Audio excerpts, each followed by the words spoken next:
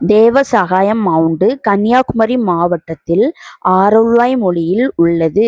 இவரின் இயற்பெயர் நீலகண்டன் பிள்ளை. இவர் இயேசுவை அறிந்த பின்பு இவருக்கு தேவசகாயம் என்று பெயரிடப்பட்டது. பின்பு இவர் இயேசுவை மறுதலிக்காத பிறகு நிறைய பாடுகள் படுத்தினாங்க. திருவிதாங்கூர் மன்னர்களின் வீரர்களால் இவர் ரொம்ப பாடுபடுத்தப்பட்டாங்க. நிறைய துன்பப்படுத்தப்பட்டாங்க. ஆனாலும் அவர் இயேசுவை கைவிடவே இல்லை. பிறகு தக்கலையிலிருந்து ஆரல்வாய்மொழிக்கு இவர் மாட்டு வண்டியிலிருந்து எருக்கம் மாலையால இவங்கள அவமானப்படுத்தினாங்க. அடுத்து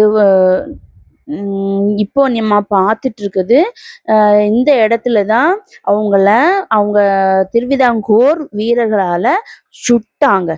சுட்ட பிறகு அவரு இந்த பாறையிலிருந்து கீழே போய் விழுந்தாங்க.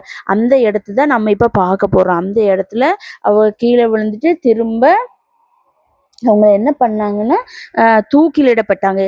என்னைக்குன்னா ஜனவரி மாதம் 14ஆம் தேதி 1752ஆம் ஆண்டு.